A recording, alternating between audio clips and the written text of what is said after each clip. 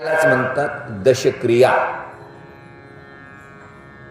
अंतकालेच मामेव स्मरण मुक्त्वा कलेवरम य प्रयाति समद्भाव याति नास्त्यत्र संशयः. भगवंत अर्जुनाला समजून सांगत असताना या देहाच्या संदर्भाने होणाऱ्या ज्या क्रिया आहेत, ह्या क्रिया अतिशय महत्वाच्या आहेत अर्जुना. आणि जोपर्यंत ह्या क्रियेसंदर्भात आम्ही शाशंक आहोत तोपर्यंत आम्हाला सद्गती प्राप्त होणार नाही. जन्ममृत्यू आमच्या हातात जरी नसला तरी सुद्धा जन्माला आल्यानंतर कर्म काय करायचे हे आमच्या हातात आहे. शास्त्र सांगतं माझ्या कर्मांनी गो गच्छति जीव एकाहा. जो जसे कर्म करल तो त्याचे तसे फळ भोगेल. जन्माला आलेल्या प्रत्येक व्यक्तीला कर्म हे करावेच लागतात. त्यामुळं ज्ञानोबारायांनी हा विषय अंतःकरणामध्ये घेऊन तुमच्या माझ्यासाठी एक सगळ्यात मोठा राजमार्ग सांगितलेला आहे. ज्ञानोबाराय म्हणतात की म्हणून या परी. म्हणून या परी म्हणायचा अर्थ असा होतो की आम्ही मागील जन्मामध्ये काय झालं काय केलं हे आम्हाला माहीत नाही. मागचा जन्म कोणाला आठवत नाही जनरली. परंतु या जन्मात आम्ही काय कर्म करावे आणि काय कर्म केल्यानंतर आम्ही सद्गतीला प्राप्त हो किंवा आम्ही भगवत प्राप्ती करून घेऊ, या संदर्भाने ज्ञानोबाराया आपल्या मनातील खंत बोलून दाखवतात की म्हणून या परी अंतकाळी जाणत साते जे मोकलती देहाते ती मीची होती. अंतकाळामध्ये आपण जे स्मरण करू त्याच स्मरणास्तव आपल्याला पुढचा देह पुढची योनी प्राप्त होत असते. शास्त्रांनी हजारो ठिकाणी आम्हाला तसे संकेत दिलेले आहेत. माझे जगद्गुरु तुकोबाराय म्हणतात अंतकाळी ज्याच्या नाम आले मुखा आणि तुका म्हणे सुखा पार नाही. जो अंतकाळामध्ये भगवंताचं नामचिंतन करतो त्याला देह सोडत असताना त्रासही होत नाही आणि अंतकाळाच्या अखेर तो भगवत प्राप्ती करून घेतो. तुम्ही म्हणाल महाराज प्रवचन सुरू झालं तसं फक्त अंतकाळाविषयीच बोलता तुम्ही. ऐका, जन्माला आल्याचं सार्थक कशात आहे हे ज्या दिवशी आम्हाला कळेल त्या दिवशी आमच्या अंतःकरणातली मरणाची भीती निघून जाईल. हिथं बसलेल्या कोणत्या माझ्या मायबापाला माहित नाही की आम्ही मरणार आहोत. कोणाला माहित नाही? प्रत्येकाला माहिती. उपजेते नासे नासेले ते पुनरपी दिसे हे घटिका यंत्र जैसे परिभ्रमिगा. ज्ञानोबाराय गोड चिंतन मानतात की दादा जे जन्माला येणार आहे ते एक दिवशी जाणार आहे आणि जे जाणार आहे ते पुन्हा येणार आहे. 12 वरून सटकलेला काटा 1 तासाचा तो कधीतरी पुन्हा 12 वर येतोच. हे घटिका यंत्र जैसे परिभ्रमिगा. आणि भगवंत अर्जुनाला जो मोह निर्माण झाला त्या मोहा संदर्भाने थोडस सांगू इच्छितात की भगवंत म्हणतात अर्जुना तुला जो मोह प्राप्त झालेला आहे या मोहाच्या संदर्भाने तुझ्या अंतःकरणामध्ये शाशंकता अशी निर्माण झालेली आहे की भगवंता मी यांना जर मारलं तर माझ्या हातून हे मरतील आणि अखेर शेवटी मला त्यांच्या मरणाचं पातक लागेल. भगवंतांनी सांगितलं अर्जुना ऐक, तू कोणाला मारत नाही, तू मारल्याने कोणी मरत नाही आणि तू मारलं तर ते कायमचे जिवंत राहणार नाही. ते जर आज नाही उद्या मरणारच आहे तर मग तू तुझं शौरत्वाला का काळिंबा लावून घेतोस. ऐका, महत्वाचा मुद्दा असा आहे माझ्या की अर्जुन कोण, भगवान श्रीकृष्ण कोण आणि कुरुक्षेत्र म्हणजे काय, या 3 गोष्टी आपण जर विचारात घेतल्या तर लक्षात येईल. विज्ञानवादी युगाला कदाचित हे पटत नसेल की कोण अर्जुन, झालं का असं कुठं युद्ध, कृष्ण नावाचा कोणी देव होता का जो मोर मुकुट परिधान करायचा, हातात बासरी वगैरे घ्यायचा, पितांबर नेसायचा, असा काही देव होता का, त्याला देव म्हणावं का, अशा हजारो शंका आपल्या मनात येतील. जे विज्ञानवादी लोक आहेत, ज्यांना हे मान्य नाही, त्यांना मी सांगू इच्छितो की दादांनो, अर्जुनही कोणी वेगळा नाही आणि कृष्णही कोणी वेगळा नाही आणि कुरुक्षेत्रही काही कुठं फार लांब आहे अशातला विषय नाही. ज्या क्षणाला आम्ही आमच्या आईच्या उदरातून जन्माला येतो, ह्या मृत्यू लोकामध्ये ज्या ठिकाणी जन्माला येतो, आमचं कुरुक्षेत्र तेच आहे. दुसरं कुरुक्षेत्र कोणतंच नाही. त्याच कुरुक्षेत्रामध्ये येऊन आम्ही ज्यांच्या संग झगडतो, ज्यांच्या संग भांडतो, ज्यांच्या संग तू मी होतो, ते कोणी परके नाहीत, ते आमचेच आहेत. आणि जो आम्हाला याच्यातून मुक्त करण्याचा प्रयत्न करतो, तोही कुठं बाहेर नाही, तो आमच्यातच आहे. माझे ज्ञानोबा एक ठिकाणी म्हणतात, तैसा हृदयामध्ये रामो आसता सर्व सुखाचा आरामो, का भ्रांतासे कामू विषयावरी. तैसा हृदयामध्ये मी रामू. कोण आहे हृदयामध्ये? तोच बसलेला आहे जो आपल्याला सतत जागृत करत असतो. मग अंतकाळेचे मामेव स्मरण मुक्त्वा कलेवरम. मग कोणाचं स्मरण करावं? मृत्यू हा जर अखंड आहे, मृत्यू हा जर अनित्य आहे, मृत्यू हा जर नित्य आहे, तर मग त्या मृत्यूचे आम्ही का झुंज द्यावी? याचं कारण असं आहे, जन्मावर झालेले आमच्यावरचे संस्कार हे आम्हाला शेवटच्या काळामध्ये भगवंताचं नामस्मरण करू देत नाही. का? जनरल विचार जर केला दररोजच्या जगण्याच्या व्यवहारामधला, तर एखाद्या व्यक्तीला लागलेलं व्यसन, 10 वर्ष केलेलं व्यसन, त्याला 11व्या वर्षी जर सुटत नसेल, 11व्या वर्षी त्याला सांगा दादा हे व्यसन चांगलं नाही, बंद करा, तो ते व्यसन बंद करू शकत नाही. तो भले तर मृत्यूला कवटाळेल, पण व्यसन मात्र बंद करणार नाही. जर 10 वर्षाचं व्यसन आमचं जर मृत्यू आम्हाला जवळ करून आम्ही करू शकतो, पण व्यसन सोडू शकत नाही, मग अशा जीवाला जन्मजन्म झालेले जे संस्कार आहेत, ते संस्कार एका जन्मात विसरणं शक्य नाही. म्हणून माझे भगवंत सांगतात, अर्जुना अंतकालेच मामेव स्मरण मुक्त्वा कलेवरम.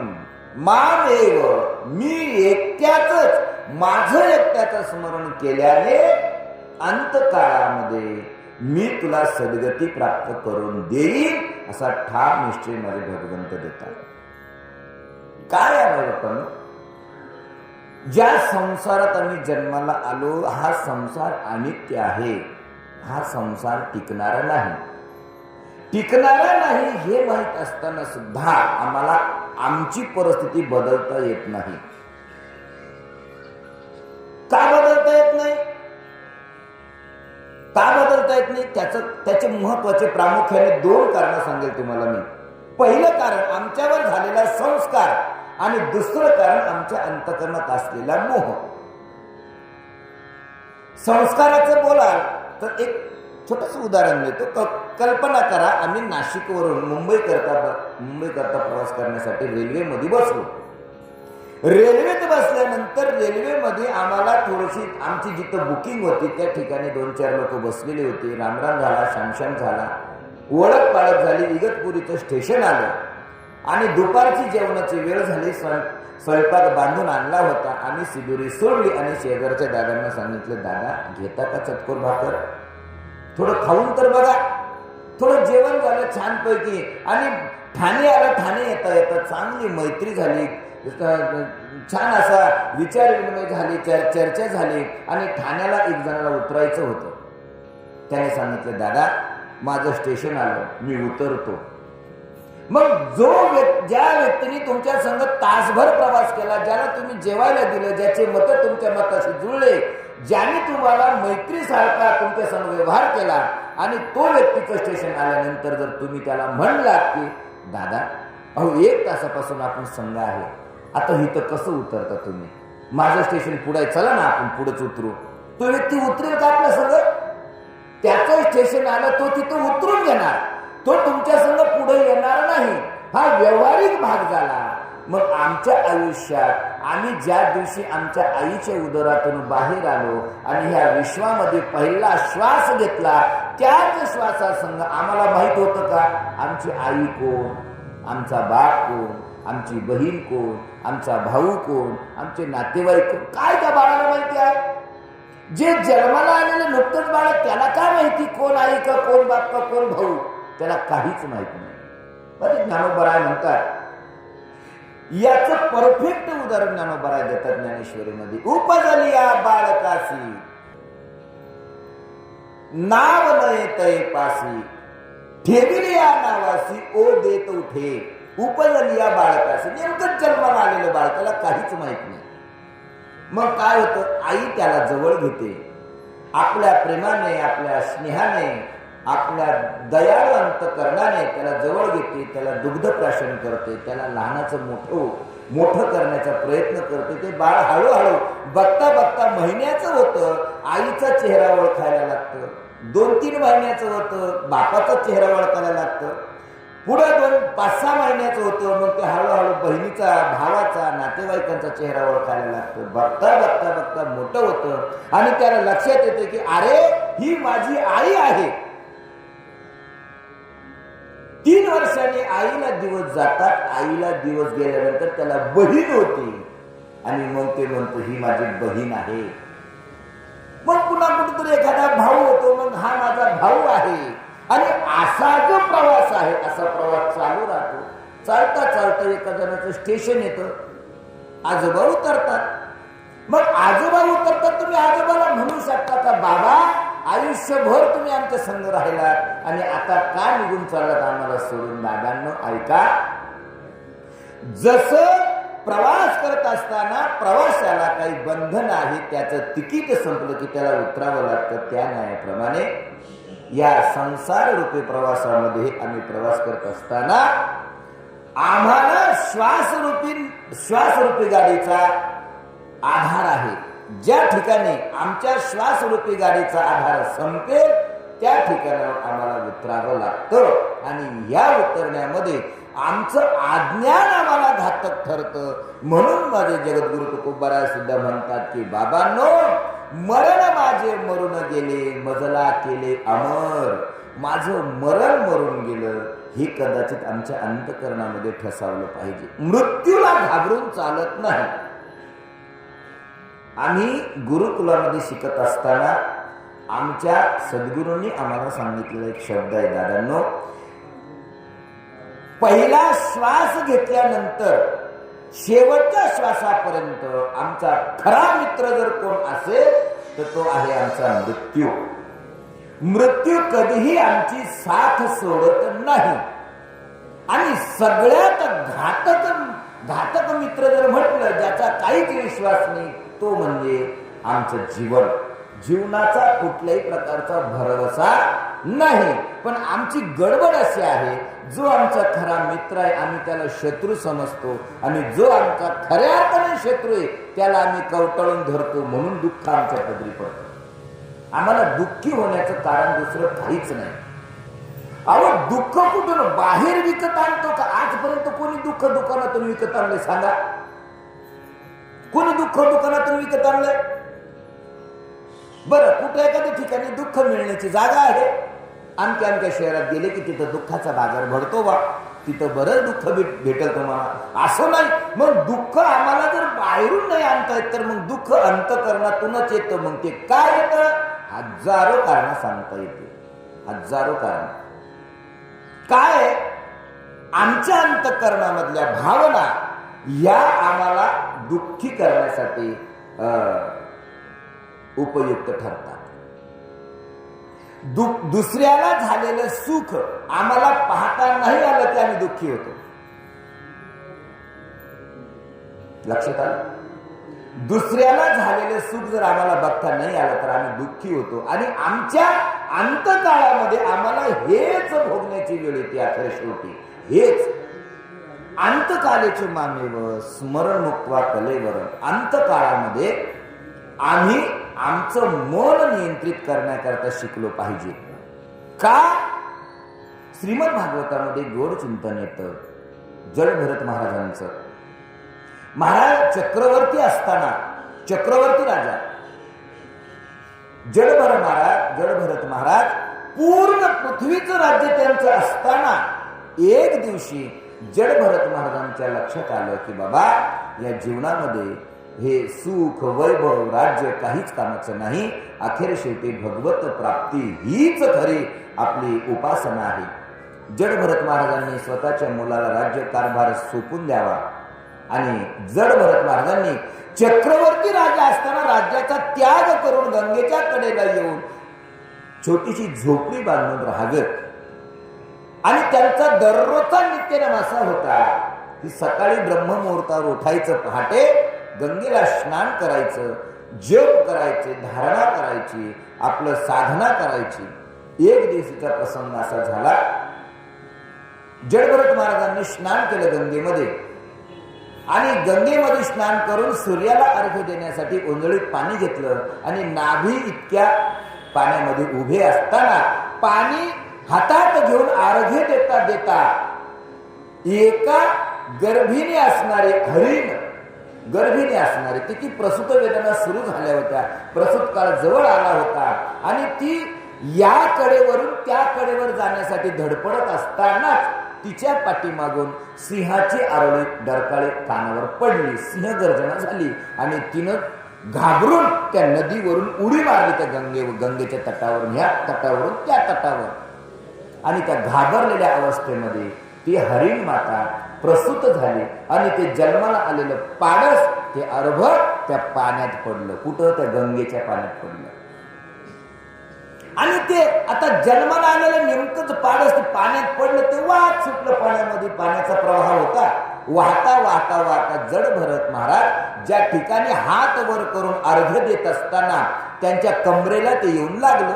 जडभरत महाराजांनी पाहिलं की अरे काय लागलं व हे, म्हणून बघितलं तर त्या हरणाचं पाडस, त्याला घेतलं, त्याची दया आली, त्याला पुसलं स्वतःच्या पंचाने, त्याला धुतलं, पुसलं, कोरडं केलं आणि बाहेर आणलं तर महाराजांना वाटलं याला जर असं सोडलं तर श्वापद येतील आणि याला खाऊन जातील, याची सुरक्षा काय आता, आणि हे आपल्यावरच अवलंबून आहे, आता याची माता कुठे आहे माहित नाही, याचा सांभाळ कोण करणार, म्हणून त्याची दया करून जडभरत महाराजांनी ते पाडस आपल्या पर्णकुटीत आणलं आणि साधना करू लागले। कुठेतरी थोडंसं गवत आणावं, काय जे सापडेल ते थोडंसं त्याला द्यावं, त्याचा उदरनिर्वाह करावा। बघता बघता महाराज ते पाडस महिना, 2 महिना, 3 महिन्याचं झालं आणि ते खेळू लागलं, बागडू लागलं। पण आता त्याची गडबड अशी झाली, त्याने डोळे उघडले ते जडभरत महाराजांच्या हातात। आता त्याला वाटलं हीच माझी आई, म्हणून त्यानं जडभरत महाराजांनाच आई मानलं आणि जडभरत महाराज ज्या वेळेस साधनेसाठी बसायचे त्यावेळेस ते हरणाचं पाडस यायचं, त्यांना चाटायचं, त्यांच्या खांद्यावर खेळायचं, मांडीवर खेळायचं आणि जडभरत महाराज मात्र साधनेत लीन असताना ते त्याला काही विरोध करत नसायचे। बघता बघता बघता बघता ते पाडस बरंच मोठं झालं आणि जडभरत महाराजांनाही त्याच्याविषयी लळा निर्माण झाला। त्यावेळी जडभरत महाराजांना चाटायचं, ते गाल चाटायचं, पाठ चाटायचं। जडभरत महाराज त्याला हाताने अरे गुरु हो, मला साधना करू दे। सर्व राज्य सोडून, सर्व सुखाचा त्याग करून भगवत प्राप्तीच्या इच्छेने, भगवत प्राप्तीसाठी जंगलात आलेल्या व्यक्तीचा विरक्त जीवाची अवस्था त्या हरणाच्या पाडसामध्ये गुंतली। त्यांना त्या हरणाच्या पाडसाविषयी प्रेम निर्माण झालं आणि एक काळ असा आला की जडभरत महाराजांचा अंतकाळ जवळ आला। अंतकाळ जवळ आला, भगवान विष्णूचे श्रापत पाठवले, त्यांचे पार्षद पाठवले, सांगितलं जडभरत महाराजांना घेऊन या। आणि महाराज ते पार्षद समोर येऊन उभे राहिले। त्यांनी सांगितलं महाराज तुमचा कालखंड संपला, तुम्हाला आमच्या संग यायचंय। त्यावेळी जडभरत महाराजांच्या मुखातले शब्द आहेत, आता मी जर तुमच्या संगे आलो तर ह्या माझ्या पाडसाचं काय होईल? काय झालं? फक्त माझ्या पाडसाचं काय होईल एवढाच शब्द त्यांच्या कानावर पडला आणि तिथून पार्षद गायब झाले आणि सांगितलं प्रभू ते मायेमध्ये अडकले, एकदा म्हणले माझ्या पाडसाचं काय होईल, त्याच क्षणाला जड भरत महाराजांचा देह सुटला आणि त्यांचा पुनर्जन्म हा एका हरणीच्या पोटी झाले. पुन्हा ते हरण म्हणून जन्माला आले, हरणीचे पारस म्हणून. महाराज एक ठिकाणी गोड चिंतन मानतात की जड भरत महाराज हरणी गर्भा गेले आणि घाला कोणी घातला? वासनेने. मग एकदा जर त्या हरणाच्या गर्भाला एकदाच बोलले होते की माझ्या पाडसाचं काय होईल महाराज, आम्ही सकाळी उठल्यापासून संध्याकाळी झोपेपर्यंत आमच्या अंतःकरणामध्ये एकच भाव असतो की माझ्या मुलांचं कसं होईल, माझ्या पत्नीचं कसं होईल, माझं कसं होईल, माझा संसार कसा होईल. आणि जर सकाळपासून संध्याकाळपर्यंत आमच्या जर अंतःकरणात हीच भावना असेल तर मग मला सांगा, अंतकालेचे मामेव स्मरण मुक्त्वा कलेवर. भगवंत म्हणतात अंतकाळामध्ये माझं स्मरण कधी होणार, कधी करणार आपण. आणि एक सांगता दादांनो, मृत्यू सारखा मित्रच नाही जो कधीही आपल्याला धोका देत नाही, मृत्यूला घाबरण्याचं कारणच नाही. फक्त एकच, आमचे कर्म चांगले असले पाहिजे. शास्त्र माझ्याशी बोलून गेलो, कर्माने गोगच्छति जीव एकाहा. आमचे कर्म जर चांगले असतील तर मात्र आम्हाला कुठल्याही प्रकारची भीती नाही. ज्यानं चोरीच केली नाही त्याला पोलिसांची काय भीती आली? अजिबात नाही. मग एक सांगू का, मृत्यूला आम्ही घाबरण्याचं दुसरं कारण असं आहे की आमच्या अंतःकरणामध्ये त्या मृत्यू संदर्भात असलेले काही अपभ्रंश आहेत, काही काल्पनिक गोष्टी आहेत. काल्पनिक गोष्टी ऐका. मृत्यू मृत्यू मृत्यू मृत्यू म्हणजे काय, काय आपण काय समजतो मृत्यू येणे म्हणजे काय, हा भ्रम मनातून पहिले काढून टाकला पाहिजे. मृत्यू म्हणजे दुसरं काहीही नाही. जैसे जीर्ण वस्त्र सांडीजे, ज्ञानोबा म्हणतात, जैसे जीर्ण वस्त्र सांडीजे नूतन वेढीजे. आम्ही मळलेला कपडा, फाटलेला कपडा, जुना झालेला कपडा अंगावरून काढून टाकतो, शर्ट पॅन्ट काय असेल. आणि आम्हाला जर बाहेर जायचं असेल कुठं तर आम्ही काय करतो, नवीन ड्रेस घालतो, छानपैकी इस्त्री केलेला, धुतलेला, स्वच्छ निर्मळ. ज्ञानोबांची बघण्याचा दृष्टिकोन इतका सुंदर आहे, इतका गोड. थोडा विचार करून बघा. जुनं झालेलं कापड काढून टाकायचं आणि नवीन कापड परिधान करायचं, ह्या पलीकडे कोणतीही क्रिया नाही. आम्ही काय केलं, आम्ही त्याचा बोळा केला, मोठा बोळा केला. मला मृत्यू येतोय, मला मृत्यू म्हणजे काय वेगळं काहीच नाही. फक्त हिथून उठायचं आणि दुसरीकडे बसायचं, या पलीकडे काय. आणि ज्या दिवशी आम्ही आमच्या अंतःकरणातून ही भीती घालवून टाकू त्या दिवशी आम्हाला आमच्या मृत्यूच्या संदर्भाने भीती वाटणार नाही. आणि मग मात्र आम्ही भगवंताचं नामचिंतन करत करतच हा देह सोडू. आणि ज्या दिवशी आमच्या अंतःकरणातली ही भावना दृढ होईल की आम्ही मृत्यू घाबरण्याचा विषय नाही दादांना, मृत्यू घाबरण्याचा विषय नाही. मृत्यू हा विचार करण्याचा विषय आहे. मृत्यूविषयी विचार झाला पाहिजे, घाबरला नाही पाहिजे. घाबरला काय होतं, सर्पमित्र आहेत, सर्पमित्र. आम्ही ज्या सर्पांना घाबरतो, सर्पमित्र त्याच सर्पांसंग खेळतात, धरतात, अंगावर काय घेतात, गळ्यात काय घालतात, त्यांना बरणीत काय भरतात, नेऊन काय सोडतात. ऐका, सर्प तोच आहे आणि मनुष्यही तोच आहे. जो समर्थ आहे तोच आम्ही, काही वेगळे नाही. परंतु ते सर्पाविषयी त्यांच्या अंतःकरणातली भीती निघून गेली म्हणून ते सर्पासंग खेळू शकतात, त्याला धरू शकतात. आमची गडबड अशी झाली की आम्ही ते सर्पाविषयी आमच्या अंतःकरणात भीती आहे. तुमच्यात काय, माझ्या अंतःकरणात भीती. मला सर्प दिसला तर मी कुठं जात नाही, मी त्याच्या जवळ सुद्धा जात नाही की 2 किलोमीटर. मला स्वतःला भीती वाटते. का?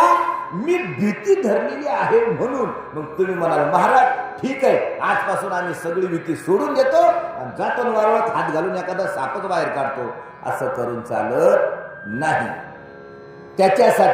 त्याच्यासाठी काही प्रशिक्षण आहेत, त्याच्यासाठी काही नियम आहेत, त्याच्यासाठी काही अटी आहेत, त्याच्यासाठी काही साधनं आहेत. सगळ्यात पहिली साधन आहे, तुम्ही त्याची मानसिकता जवळून ओळखा. त्याची मानसिकता, तो चिडलेल्या अवस्थेत आहे का, तो कोणत्या अवस्थेत, त्याला कंट्रोल करता आलं पाहिजे. मग आम्ही मृत्यूच्या संदर्भामध्ये मग तुम्ही म्हणाल महाराज आता ज्ञानोबा जर म्हणतात की हे सर्व सोडून द्यायचं, त्याच्याविषयी कुठल्या प्रकारची भीती बाळगायची नाही, मग आम्ही आता नाही नाही नाही नाही, ऐका, असंही करून चालणार नाही. ज्या दिवशी आम्हाला कळेल की मृत्यू हा आपला मित्र आहे, त्या दिवसापासून त्याच्या संदर्भाने चिंतन करा, थोडं विचार करा की दादा मृत्यू हा येणारच आहे. जो येणारच आहे त्याला घाबरायचं काय कारण आहे? मग त्याच्याविषयी भीती बाळगत बसण्यापेक्षा दादांनो त्याच्याविषयी चिंतन करा, थोडं मनन करा, आणि ज्या दिवशी आमच्या अंतःकरणातून ही भीती निघून जाईल त्या दिवशी आमचा जन्म सफल होईल, जन्मासंगच आमचं मरणही सफल होईल. आणि मरण सफल करण्यासाठी 3 गोष्टी सांगतो, त्या 3 गोष्टी करायच्या आणि देह सोडायचा, सफल झालं म्हणून समजा. सगळ्यात पहिली गोष्ट करायची, उभ्या आयुष्यात जन्माला आलो तेव्हापासून कोणाचं वाईट करायचं नाही, एवढं एक पाळायचं. कोणाचंच वाईट करायचं नाही, काही गरज नाही. दुसरी गोष्ट करायची, भगवंताला कधीही विसरायचं नाही, कधीच विसरायचं नाही, सतत त्याचं चिंतन करत राहायचं. आणि तिसरी आणि सगळ्यात महत्वाची गोष्ट, या शरीराचं जे तादात्म्य आहे ते सोडून द्यायचं. शरीर माझं नाही. आमची गडबड अशी झाली की शरीराच्या तादात्म्यामुळं आम्ही आमच्या मृत्यूला विसरलो, आणि मृत्यूला विसरलो म्हणजे अशी गडबड झाली, जे खरं माझं आहे त्याचा त्याग केला, आणि जे दुसऱ्याचं आहे ते माझं समजून त्याचा अंगीकार करण्यासाठी आम्ही आयुष्यभर धडपडलो, आणि अखेर शेवटी दुःख आमच्या पदरी पडलं. काय नाही, पण शरीर जायचे ठेवणे, हे शरीर एक दिवशी जाणारच आहे, याच्यात कुठल्याही प्रकारचा संशय नाही. मग जाणाऱ्या शरीरावर प्रेम करण्यापेक्षा जो नित्यकाळ आमच्या संग राहणारा मृत्यू आहे त्याच्या संदर्भाने थोडा जर विचार आम्ही केला तर नक्कीच आमचा मृत्यू सफल झाल्याशिवाय राहणार नाही. आणि ज्यांचा मृत्यू सफल झाला, महाराज चंद्र सूर्य आहे तोपर्यंत त्यांचे नाव आमच्या मुखामध्ये आहे आजपर्यंत. ऐका, ज्यांनी संपूर्ण महाराष्ट्राचं संरक्षण केलं असे असणारे माझे छत्रपती शिवाजी महाराज, आज महाराजांना जाऊन अनेक वर्ष झाले, तरीही महाराजांच्या विषयी आमच्या अंतःकरणात असलेली आदरणीय भावना ही का आहे? कारण त्यांनी आयुष्यभर चांगले कर्म करून आणि मृत्यूला आपलंसं करून घेतलेलं आहे. महाराज मृत्यूला घाबरले. मोठे मोठे संत महात्मे बघा ना तुम्ही, मोठे मोठे संत महात्मे, त्यांनी मृत्यूशी कधीही झुंज घेतली नाही. या उलट मृत्यूला त्यांनी आपलंसं केलं, आणि मृत्यू अखेर शेवटी आपलासा करून आपलं स्वतःचं नाव या मृत्यू लोकांमध्ये सुद्धा प्रत्येकाच्या अंतःकरणामध्ये कोरून गेलेले आहे. आणि ज्या दिवशी आम्ही या देहाच्या संदर्भाने विरक्त होऊ त्या क्षणाला आमचा मृत्यू सफल होईल. आणि सफल होण्यासाठी अजून एक महत्वाचं कार्य आपल्याला करायचं आहे, आणि ते म्हणजे एकच की ज्या कुळात आम्ही जन्माला आलेलो आहे त्या कुळाचं ऋण आम्हाला फेडायचं आहे. कारण मृत्यू येणार आहे हे जरी मान्य असलं तरी पण कर्म करत असताना, मी मगाशी बोललो, आमचे कर्म चांगले पाहिजे. ज्या कुळात जन्माला आलो, ज्या आईच्या कुशीत जन्माला आलो, ज्या वडिलांच्या कुळात जन्माला आलो, त्यांचं ऋण आम्ही फेडलं पाहिजे. मग ते ऋण कोणत्या परीने फेडलं पाहिजे? त्यांची उर्वरित संपूर्ण कार्य करून आम्ही त्यांच्या ऋणातून मुक्त तर होऊ शकत नाही. आम्ही कदापि मुक्त नाही होऊ शकत. का? कारण असं आहे, ज्या कुळात आम्ही जन्माला आलो त्या कुळाचं आमच्यावर अनेक वर्ष, अनेक जन्म आमच्यावर त्यांचं ऋण राहतं. परंतु जरी आम्ही मुक्त होऊ शकत नाही, पण प्रयत्न मात्र नक्कीच करू शकतो. आणि ते प्रयत्न करत असतानाच काही क्रिया कराव्या लागतात. त्या क्रिया अशा आहेत की आज ज्या निमित्ताने आम्ही या ठिकाणी बसलेलो आहे ती दशक्रिया विधी. ऐका, 5 मिनिटात फक्त तुम्हाला देहाची स्थिती सांगतो आणि सेवा समाप्त करतो. ज्या क्षणाला आईच्या उदरात आमचा निर्मिती सुरू झाली, ज्या क्षणाला, त्या क्षणापासून आईच्या गर्भवतीचे पूर्ण दिवस होईपर्यंत 9 महिने 9 दिवसामध्ये आम्ही मागील जन्मामध्ये केलेलं कर्म आमच्या लक्षात असतं. आम्ही काय केलंय, आम्हाला पुढं कोणती योनी प्राप्त होणार आहे. पण ज्या क्षणाला आम्ही मातेच्या उदरामध्ये आमचा पूर्ण बाहेर येण्याचा वेळ येतो, त्यावेळेस आम्ही भगवंताला प्रार्थना करतो की देवा, आता माझ्यावर कृपा कर, माझ्यावर उपकार कर आणि मला ह्या त्रासातून बाहेर काढ. बर का, भगवंताला विनंती करतो की एक वेळा करी या दुःखा वेगळे, दुरिताचे जाळे उगवूनी, आठवेन पाय हा माझा नवस, रात्र आणि दिवस पांडुरंगा. देवा, मी रात्रंदिवस तुझं चिंतन करेन, मला एकदा बाहेर काढ. भगवंत प्रसूत वेदना चालू करतो, प्रसूत वायू आईच्या गर्भामध्ये सोडतो आणि प्रसूत वायूच्या द्वारे आम्ही ह्या मृत्यू लोकामध्ये येतो. ज्या क्षणाला आईचं शरीर सोडून आमची नाळ कापल्या जाते, त्या क्षणाला आमचा पहिला श्वास सुरू होतो आणि त्या क्षणापासूनच आमचा मृत्यूचा प्रवास चालू होतो. ज्या क्षणाला आम्ही पहिला श्वास घेतला, त्याच क्षणाला आमचा मृत्यू आमच्या डोक्यावर येऊन बसलेला आहे, आमच्या डोक्यावर येऊन बसलेला आहे. आम्हाला त्याच्यातून सुटका नाही. ऐका, जन्म झाला, जीवन जगत असताना आमच्या कुळात, ज्या कुळात आम्ही जन्माला आलो, जिथं ज्या वंशात आम्ही जन्माला आलो, त्या वंशाचं आमच्यावर असलेलं ऋण आहे. ज्या मातेच्या उदरातून आम्ही जन्म घेतला, त्या मातेचं आमच्यावर अगणित ऋण आहे. आणि अशा मातेच्या ऋणातून, अशा पित्यांच्या ऋणातून आम्हाला मुक्त होण्यासाठी देह आम्हाला धारण झाल्यानंतर देह सोडेपर्यंत आमच्या काही क्रिया आहेत.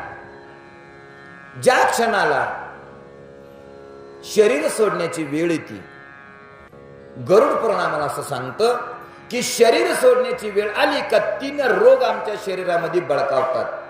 महत्वाचा विषय आहे, एवढा विषय संपवायचा आणि समाप्त करायची सेवा. 3 रोग आम्हाला आमच्या शरीरात बळकावतात. ते कोणते कोणते? कफ, वात आणि पित्त. कफाची जागा पूर्ण शरीरामध्ये आमचा कंठावरोधन करतं. कंठ आणि छाती घरघर लागते आम्हाला, घरघर. ही कफामुळे लागते. कफ, माणसं म्हणतात ना घरघर लागली, आता खाली घ्या त्यांना. घरघर कशामुळे लागते? कफ आमच्या कंठामध्ये येतो आणि आमचा श्वास अवरोधन करतो, आम्हाला श्वास घेण्याला त्रास होतो. कफ, पित्त, पित्ताचा प्रकार असा होतो की पित्तही आमच्या शरीरामध्ये उचंबळून येतं आणि पित्तामुळे आमच्या दोन्ही इंद्रियावरचा ताबा सुटतो आणि लघुशंका असेल, मलमूत्र विसर्जन असेल, हे जागेवर होतं पित्तामुळे. आणि वात ही शेवटची स्टेप आहे. वात शरीरामध्ये वाताने बळकावा घेतला का शरीराची हालचाल बंद होती. मान हलत नाही, हात हलत नाही, फक्त हलतात ते डोळे आणि बुबळ. कोणी आलं फक्त बघायचं, बाकी ओळखू येत नाही. ऐका, आणि एकदा का ते जे आम्हाला कोणी घ्यायला येतात, मग आता मी जर इथं यमदूत म्हणलो तर तुम्ही म्हणाल महाराज आमच्याच प्रवचनामध्ये तुम्ही यमदूत का म्हटले? यमदूत म्हणतच नाही मी, मला काय घेणं पडलं. जे कोणी आम्हाला घ्यायला येतील ते दिसतात आणि मग आम्ही बरळायला चालू करतो की ते बघा आले. बरेच लोक बरळतात आणि महाराज पाश टाकला की त्याच्या कुडीतून तो प्राण काढून घेतात. हा कोणाला दिसत नाही. ही क्रिया न दिसणारी आहे. चर्मचक्षुनी ही क्रिया दिसत नाही. ऐका, गरुड पुराण आम्हाला असं सांगतं, ज्या क्षणाला या कुडीतून प्राण बाहेर पडतो त्या क्षणाला त्या घरातल्या लोकांना रडण्याचा अधिकार नाही. त्यांनी रडू नये. शास्त्र सांगतं रडायचं नाही, अजिबात रडायचं नाही. आम्हाला रडण्याचा अधिकार तेव्हा प्राप्त. महाराज शास्त्र तसं फार अवघड आहे, कठीण सुद्धा आहे, खूप कठीण आहे. हे शास्त्र आम्हाला, शास्त्राचं पालन करत असताना लई दगडावर, लई मनावर दगड ठेवावा लागतो, त्याच्याशिवाय शक्य होत नाही. आम्हाला रडण्याचा अधिकार तेव्हा ज्या वेळेस दशक्रियेच्या निमित्ताने आम्ही पिंड ठेवतो, काकस्पर्श होतो, त्याच्यानंतर आम्ही रडलं पाहिजे, शास्त्र सांगतो. प्राण गेल्या गेल्या रडू नये. तुम्ही म्हणाल महाराज का रडू नये? याचं कारण सांगतो. कारण प्राण त्या कुडीतून बाहेर पडला का तो प्राण लगेच घेऊन जात नाही. फक्त बाहेर काढतात आणि त्याला सोडून देतात. जे बाहेर काढतात त्याला तिथं सोडून देतात आणि ते निघून जातात. ते तिथं थांबत नाही. त्यांचं कार्य फक्त शरीरातून बाहेर प्राण काढणे.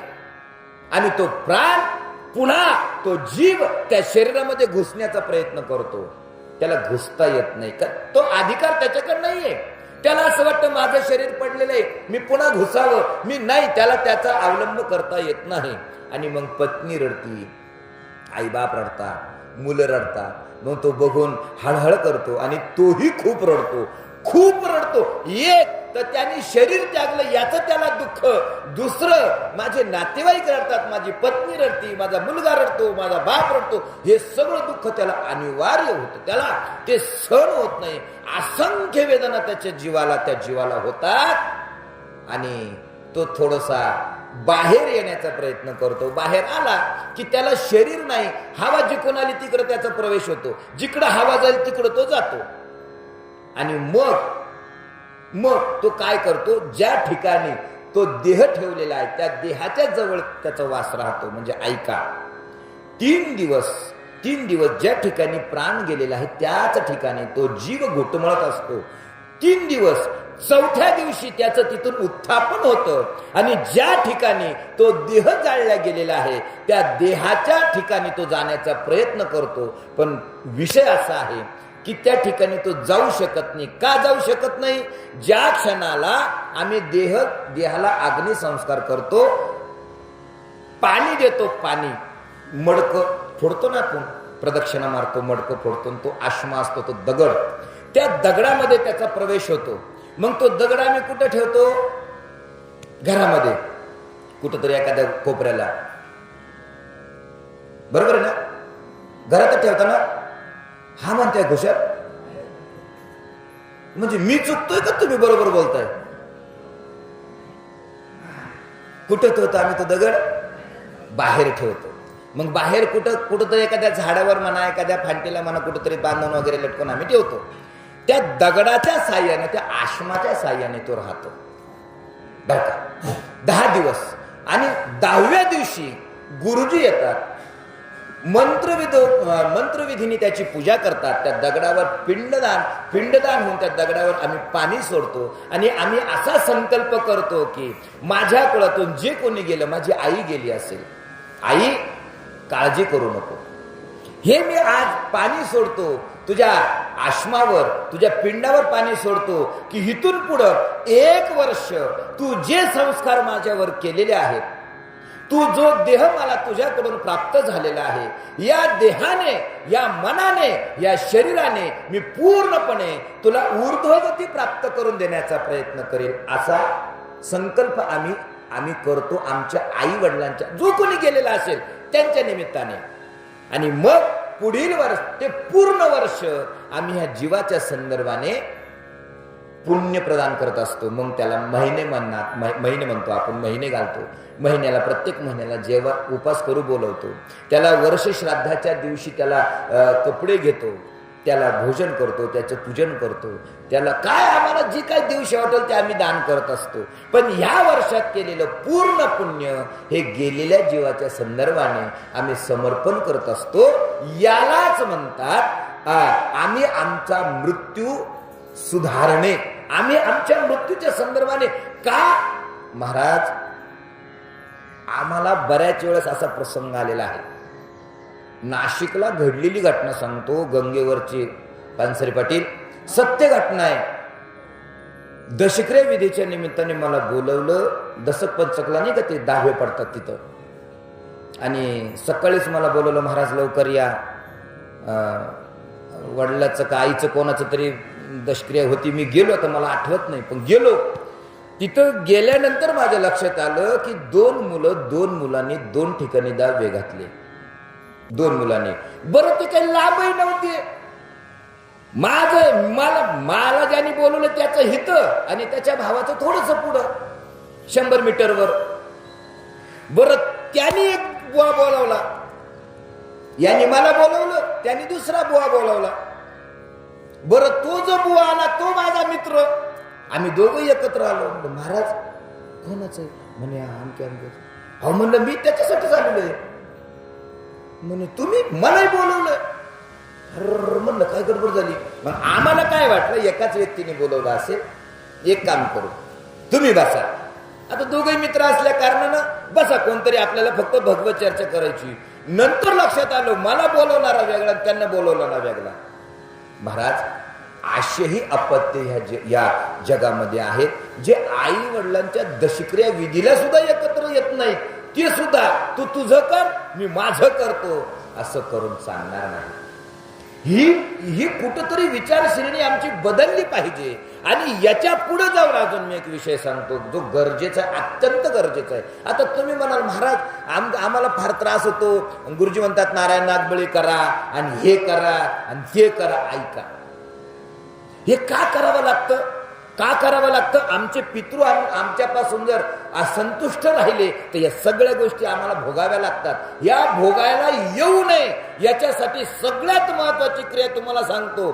दशक्रियेच्या दिवशी दशक्रिया करा, वर्ष श्राद्धाच्या दिवशीच वर्ष श्राद्ध करा. महाराज काही ठिकाणी पाचव्याच महिन्यात वर्ष श्राद्ध करतात. यांच्या बापाची खिरपेंडी. म्हणे काय नाही मुलाचं लग्न आहे 6 मासे वळवून घेतले. अरे 6 मासे वळवून घेतले का तुझ्या घरचं आहे का सगळं? ज्ञानोबराय म्हणतात शास्त्र सांगेल ते राज्यही तृण मानावे.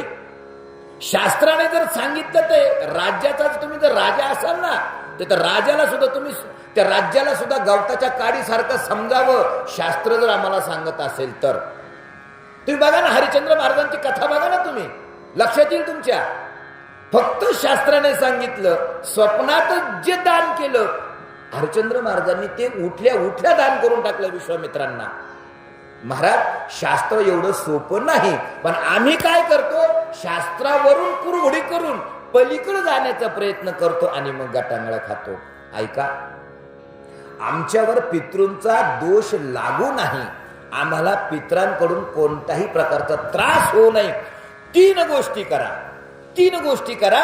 आणि जर तुम्हाला पितरांचा त्रास झाला तर तिथून पुढं तुम्ही जे काही कार्य कराल त्या सगळ्या कार्याचा, त्या सगळ्या पूजा विधीचा सगळा खर्च मी करतो.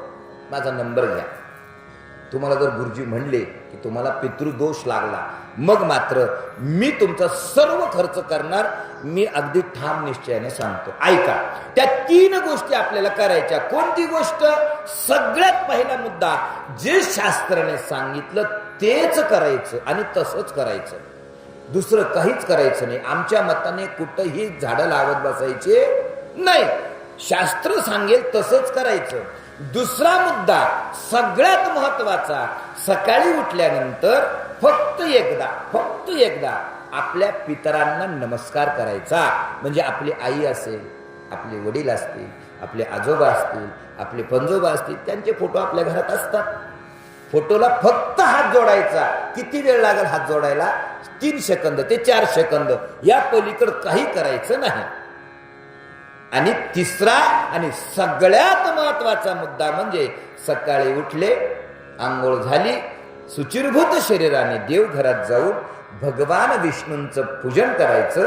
भगवान विष्णूंचं पूजन करून 51 वेळेस करा, 101 वेळेस करा, 21 वेळेस करा, 11 वेळेस करा. भगवान विष्णूच्या ओम नमो भगवते वासुदेवाय नमः हा श्लोक 11 वेळेस करा, 21 वेळेस करा, 31 वेळेस करा, 51 वेळेस करा, 101 वेळेस करा, 1001 वेळेस करा. जेवढा कराल तेवढा चांगला. आणि भगवंताच्या ह्या नामस्मरणाचं तुम्ही सर्व पुण्य, नामस्मरण करायचं, जप करायचा, हातावर पाणी घ्यायचं आणि माझ्या पितरांना मी अर्पण करतो एवढंच म्हणून त्या ताटात पाणी सोडून द्यायचं. ते पाणी उचलायचं, तुळशीला टाकायचं, संपला विषय. तुमच्या घरात कधीही पितृदोष लागणार नाही, पण गडबड अशी आहे, आम्हाला क्रिया करायला नको, पण मात्र आम्हाला सुख प्रदान झालं पाहिजे. मायबापांनो ते शक्य नाही. आणि ते शक्य का नाही? आमच्याच अल्पबुद्धीमुळे. आणि आमची अल्पबुद्धी जर आम्ही टाळली तर नक्कीच आमच्यावर पितर कृपा करतील. आणि ज्यांच्या घरात पितरांची अवकृपा आहे त्यांनी ओळखायचं कसं या घरावर पितरांची अवकृपा आहे? तुम्ही म्हणाल महाराज ही ओळखायचं कसं? त्याच्यासाठी सोपे कारण आहे, तर थोडीशी कारण आहे, काही फार कारण नाही. ज्या घरामध्ये अपत्य वेडे जन्माला येत असतील, मतिमंद जन्माला येत असतील, क्रोधी जन्माला येत असतील, समजायचं आपल्यावर पितरांचा अवकृपा आहे. सुखी चालू असलेला संसार अगदी आनंदाने अचानक पती पत्नींचे भांडण सुरू झाले. अचानक काही कारण नसताना, काहीच कारण नाही, खूप प्रेमाने आजपर्यंत संसार झाला, अचानक भांडायला सुरुवात झाली. समजायचं आमच्यावर पितरांची अवकृपा झाली. खूप जोरात व्यवसाय चालू आहे आणि अचानक व्यवसायाला ब्रेक लागला. काहीच कारण नाही, कोणीच करणी केलेली नाही तुमच्यावर. लोक म्हणतात कोणीतरी भानामती केली, जादूटोना केला, मूठ मारली. अरे हेड कसलं काय आलं? कसलं तुला मूठ मारायला किंवा तुझा धंदा बंद करायला कोणाला वेळ आहे बाबा तेवढा? प्रत्येकाला आपापलं पडलंय. ऐका, असं जर झालं तर समजायचं आमच्यावर एकतर पितरांची अवकृपा झाली, अन्यथा आमच्या कुलदेवतेची अवकृपा झाली. मग याच्यासाठी आम्ही गुरुजींकडे जाऊन वगैरे आम्ही ते उपाय करतो. पण या सगळ्या गोष्टी करत असताना अंतःकरणामधली भावना ही अतिशय महत्वाची. मी काय म्हणतो, आजार होण्याच्या अगोदर आजार होऊ नये हा विचार केला तर आजार होणारच नाही, त्रास होणार नाही, पैसे जाणार नाही, वेळ खर्च होणार नाही. त्याच्यापेक्षा 3 गोष्टी करा. मगाशी सांगितल्याप्रमाणे फक्त एक काम करा, भगवंताचं नामस्मरण हे सगळ्यावर जालीम औषध आहे. सगळ्यावरचं. सकाळी उठल्यानंतर 10 मिनिटं प्रभूसाठी द्या. 10 मिनिटं ओम नमो भगवते वासुदेवाय नमः. मायबापांनो हा 12 अक्षर मंत्र इतका पॉवरफुल आहे, इतका पॉवरफुल आहे की याने तुम्हाला जर वाटत असेल की माझ्या खिशात खूप पैसा यावा, तो सुद्धा येईल, तो सुद्धा येईल. तुम्ही खूप पैशावाले व्हाल, तुम्ही खूप बुद्धिवान व्हाल, तुम्ही खूप श्रीमंत व्हाल, सुखी व्हाल.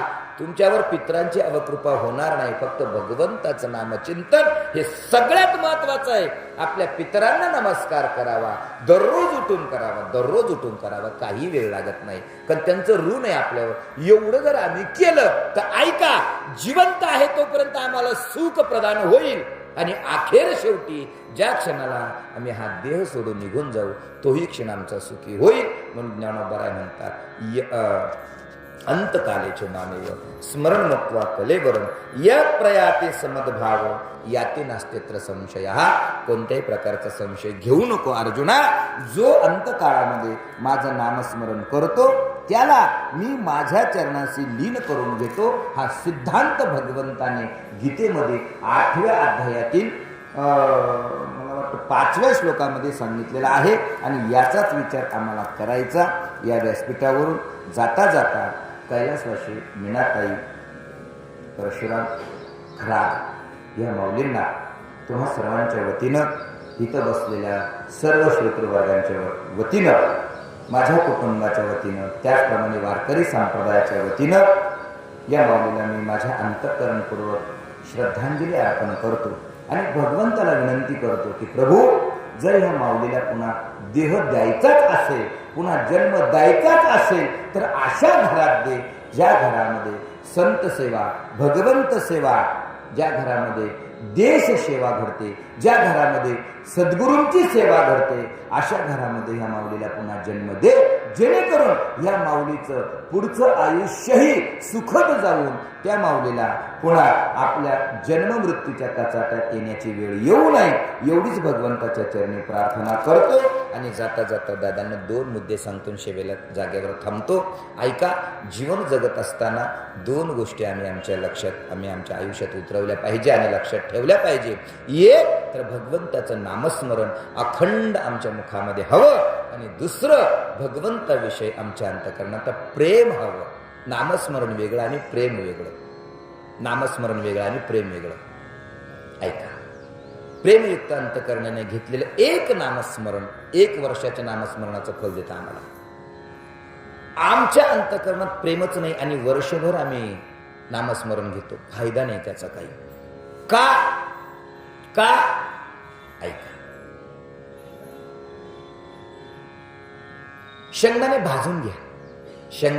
भाजून घ्या आणि सुंदर अशी जमिनीमध्ये पेरा, काहीच येणार नाही. भाजलेल्या बीजाला जसं अंकुर फुटत नाही तसं प्रेमरहित केलेलं नामस्मरण हे पोल ठरतं. घागर पालथी घाला आणि 5ची मोटर चालू करा, किती वर्षात ती घागर भरेल एवढं मला सांगा. ती जशी भरू शकत नाही तसं प्रेमरहित नामस्मरण हे आम्हाला काहीच देणार नाही. म्हणून मी हात जोडून विनंती करतो की प्रेमयुक्त अंतकरणाने भगवंताचं नामस्मरण करा आणि करता येईल चांगलं करा, नाही करता आलं हरकत नाही, पण कोणाचं वाईट करू नका, कोणाचं वाईट चिंतू नका. एवढा जर नियम आम्ही आमच्या आयुष्यात घेतला तर आमचं जीवन सफल झालं. हे आपल्याला सांगण्यास मला फार स्वाभिमान वाटतो आणि मला असं वाटतं या ठिकाणी आईंचं जाणं झालं ते सौभाग्यवतीने. आमच्या वैदिक परंपरेमध्ये जी माझी आई, जी माझी मातोश्री कुंकू घेऊन जाते. आता ह्या गोष्टी माझ्या आईने मला सांगितलेल्या आहेत म्हणून मी तुमच्यापुढे 2 शब्द बोलतो, बाकी नाही. माझ्या आईचं म्हणणं असं होतं की बाळा, अरे जी स्त्री कुंकू जाते ना त्या स्त्रीला पितृलोकामध्ये तात्काळ जागा मिळते. तात्काळ. तुम्ही म्हणाल कसं? आता याचे लई कारण येतं, पण प्रामुख्याने एकच कारण सांगून जाईल. फक्त कारण खूप आहेत याचे, एकच कारण सांगून जाईल. याचं कारण असं आहे, जी माऊली कुंकू घेऊन जाते त्या माऊलीचं एक तर पतिसेवा, पतिधर्म हा तिला पोषक असतो आणि पतीनं केलेलं पुण्य हे त्या माऊलीला प्राप्त होत असतं. म्हणून ती माऊली तात्काळ पितृलोकाला प्राप्त होत असते. त्यामुळं आईंविषयी ज्या मातोश्री गेलेल्या आहेत, मीनाताई, यांच्याविषयी कुठल्याही प्रकारची शंका घेण्याची गरज नाही. कुंकू जाणे हे सौभाग्याचं फार मोठं लक्षण आहे. पण ठीक आहे, ज्याचे त्याचे कर्मभोग असतात. पण या माऊलींना जाऊन 10 दिवस पूर्ण झाले. तुम्हा सर्वांच्या वतीने माऊलीला चांगली जागा प्राप्त व्हावी, योग्य असं ठिकाण प्राप्त व्हावं एवढंच बोलतो आणि मी सेवेला पूर्ण विराम देतो. पुंडलिक वरदे हरी विठ्ठल, श्री ज्ञानदेव तुकाराम, पंढरीनाथ भगवान की जय.